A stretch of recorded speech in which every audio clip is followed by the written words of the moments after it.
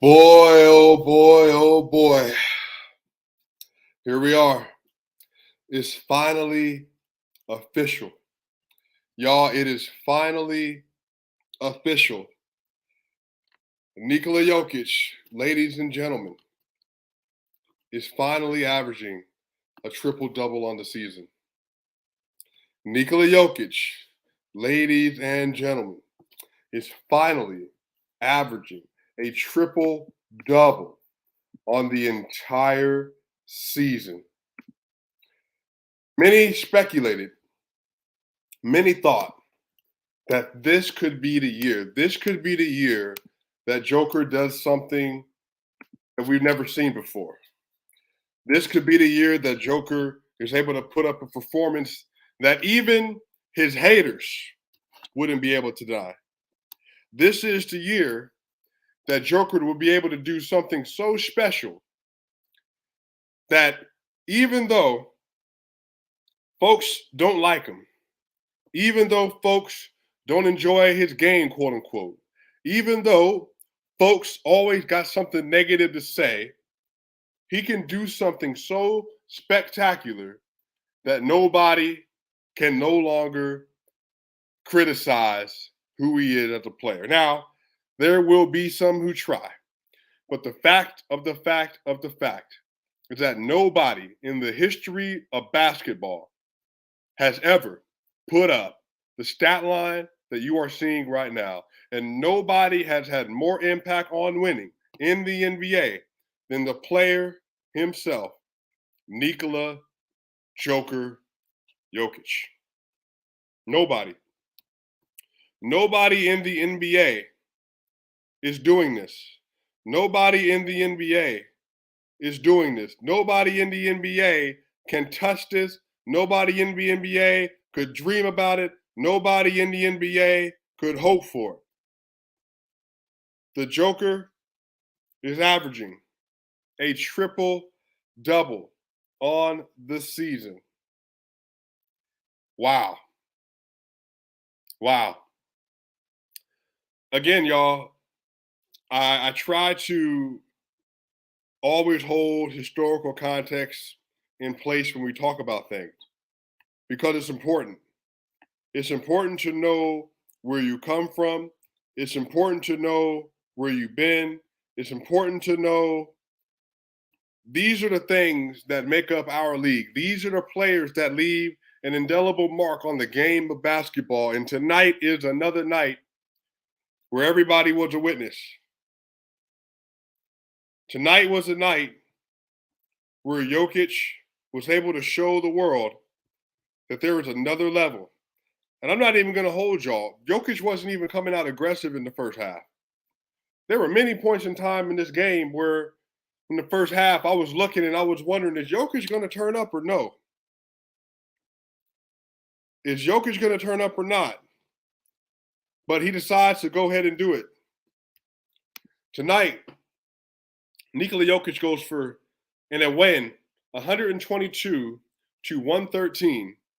He goes for 26 points, 18 rebounds, 15 assists, 9 of 11 from the 2-point line, 1 of 3 from the 3-point line, 5 of 5 from the free throw line, 1 block, 1 steal.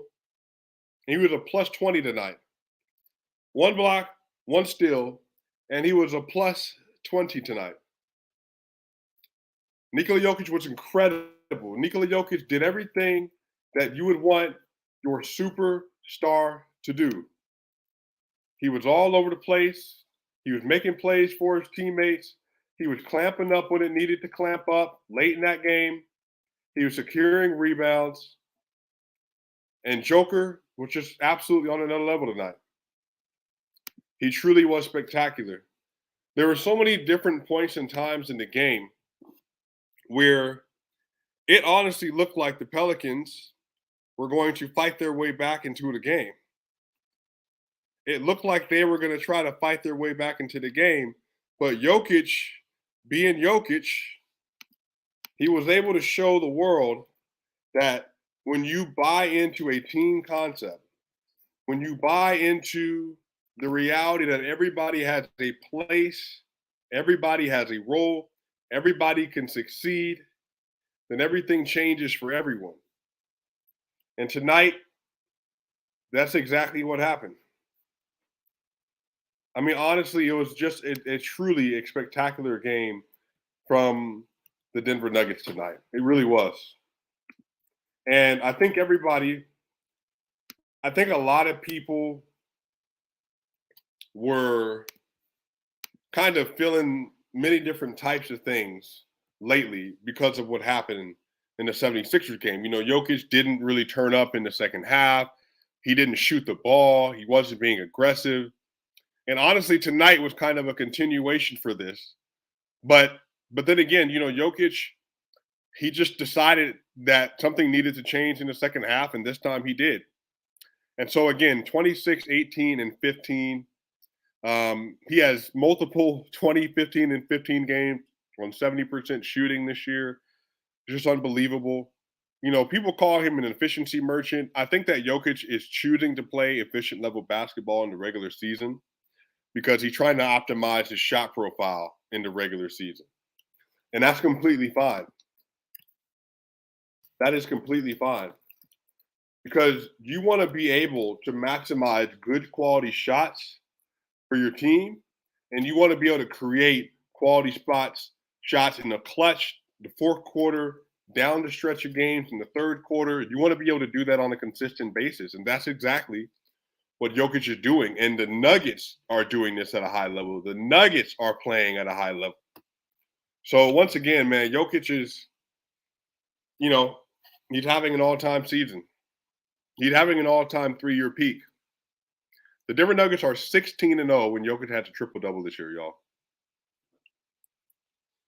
The Nuggets are 16-0 when he had a triple-double this year. It's incredible.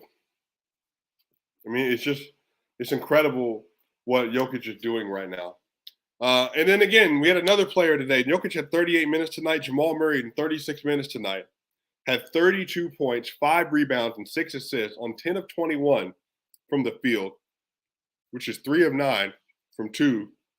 He was 7 of 12 from the three-point line, 5 of 5 from the free throw line, and he was a plus 18 tonight. Jamal Murray was absolutely cooking. CJ McCollum, Herb Jones, Trey Murphy, Jose Alvarado was absolutely gunning tonight. It was truly an excellent game. It was truly an excellent game. And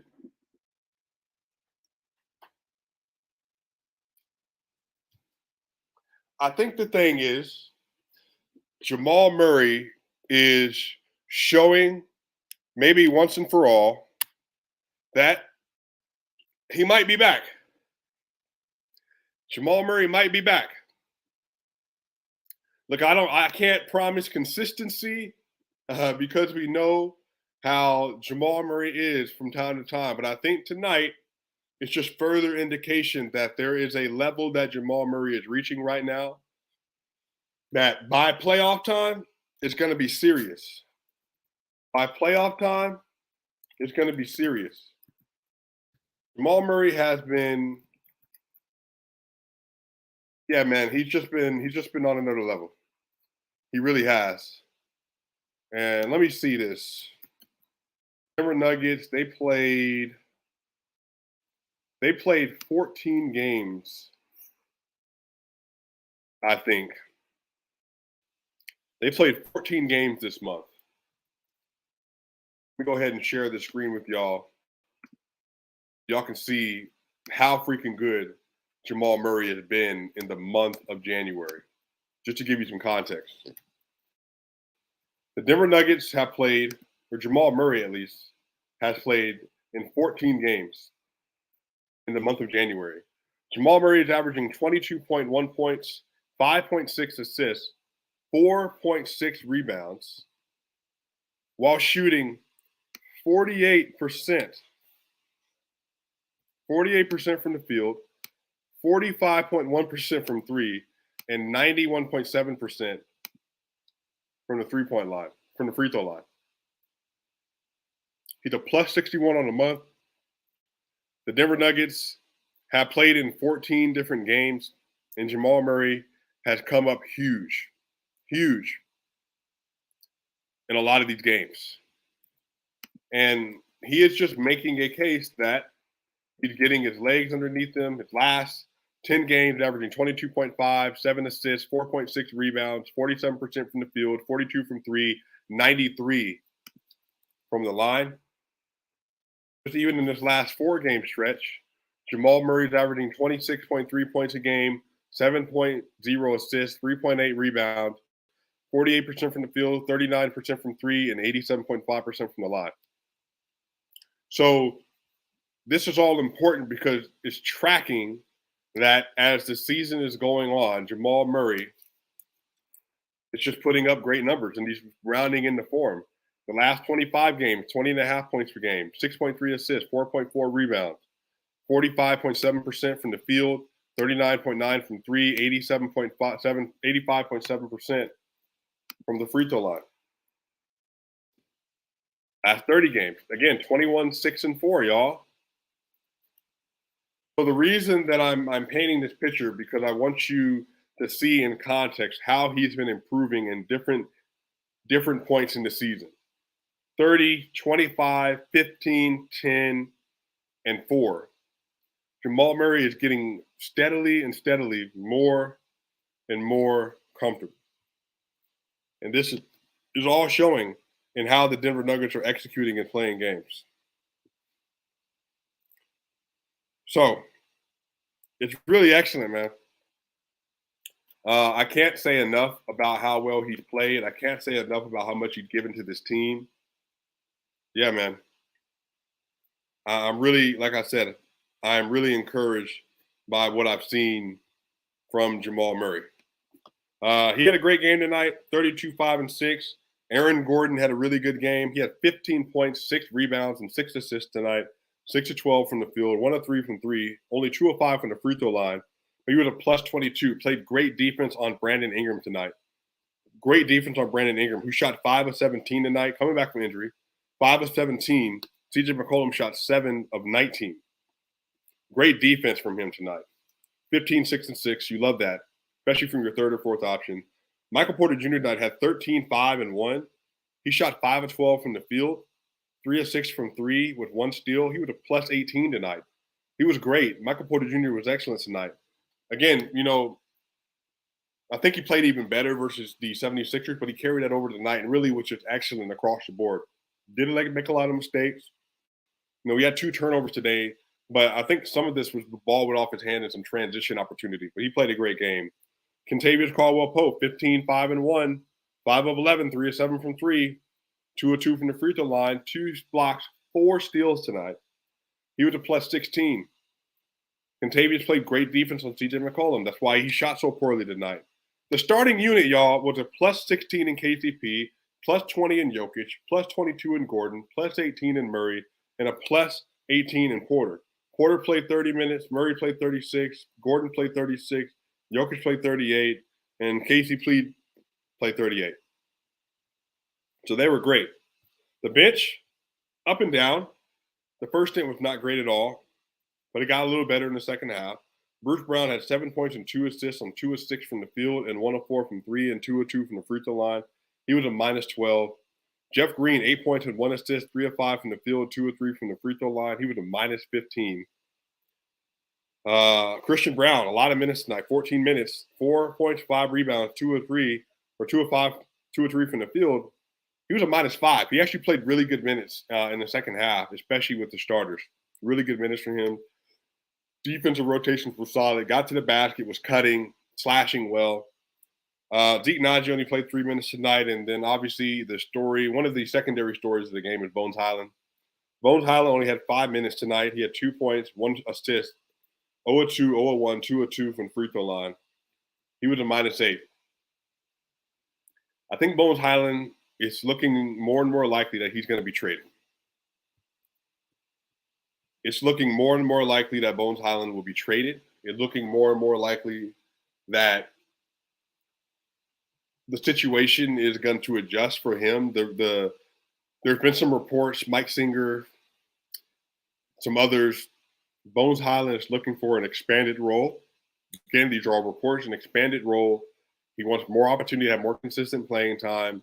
And the Denver Nuggets obviously are looking for defense. Bones is not yet a good defender. He's not yet a consistent player, but he's only in the second year.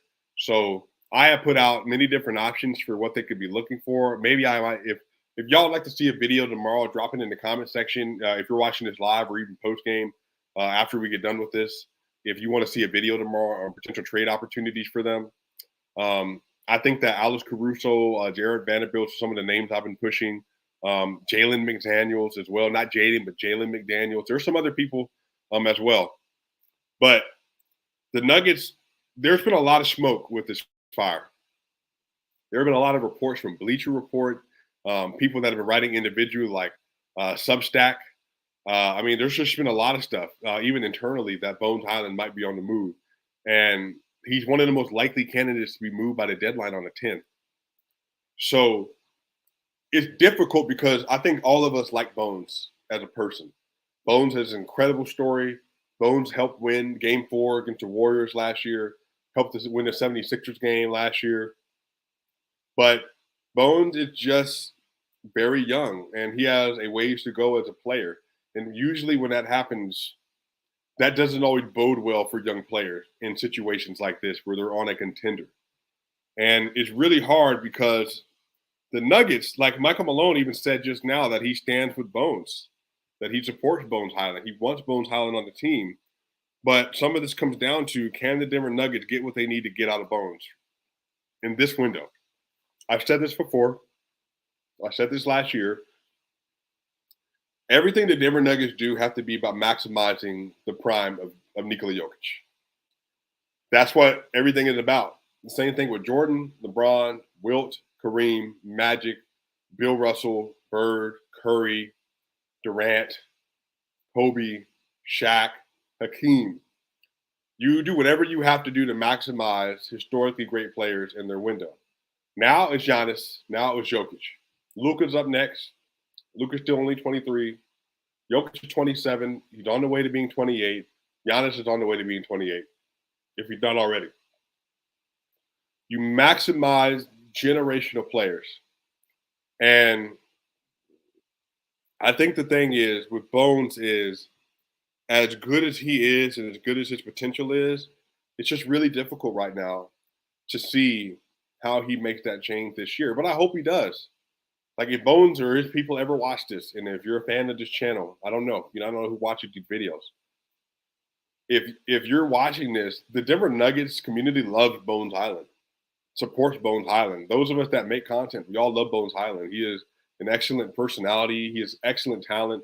I've said he has on-ball creation skills that rival all-stars. Like, somebody brought up, I think Adam Mades brought up Darius Garland as a comp for Bones. I think Bones is more of a natural scorer, but I think he could be he could absolutely be one of those ilks of kinds of players. Before the year, I said Bones Highland is going to end the year the same class of player as Jordan Poole, Tyrese Maxey, Anthony Simons, and Desmond Bane. I think he could be that important. But for where they are right now, the Nuggets they're trying to find ways to fortify their defense, because it will come a time in the playoffs where they're going to be on an island with Jokic on the pick and roll, and they're going to have to find a way to get as much defense around him as possible. Him and Michael Porter Jr. That's not their best skill set. So if that's the case, can you get a Vanderbilt Caruso level player to fit this need? By the way, the Nuggets shot 49% from the field tonight and 44% from three and 83% from the line on 24 attempts. The Pelicans shot 49% from the field, 30% from three, and 84% from the line themselves. The Nuggets had 18 turnovers to the Pelicans 15, 33 assists, though, to the Pelicans 28, 44 rebounds and 10 offensive rebounds to the Pelicans 36 and 8 offensive rebounds, 3 blocks for the Nuggets, 7 steals to 13 steals for the Pelicans, 21 personal fouls to 24 for the Pelicans, and 0 technicals to 1 for the Pelicans. So, again, good game. The Denver Nuggets now sit on the season, I believe, at 35-16. And they got the Golden State Warriors on Thursday, and the Warriors are playing off a back-to-back against the Minnesota Timberwolves. So another great game, another elite-level opponent, I believe, in the Golden State Warriors. So great matchup coming up, y'all. So, y'all, Let me know what y'all think about the Bones Highland situation. Let me know what you think about Jokic averaging a triple-double on 70.4% true shooting. Just give me your general thoughts. I mean, I want to hear what you think about that. Because, again, there might be some changes to this team over the next few days. And so I just want everybody to be prepared for what that looks like and what that means. Because it's important that everybody is just ready for what's going to happen. Bones potentially being on the move. Jokic may win an MVP. The Nuggets may hold on to the 1 seed. They might have Michael Malone in the coaching staff coaching the All-Star team as well. So, we'll have to see. But the good news is the Denver Nuggets get another victory. Everybody is healthy again. They're back in their lineup. See how they changes for y'all. Hit the y'all. Catch y'all on the other side. See y'all soon. We out.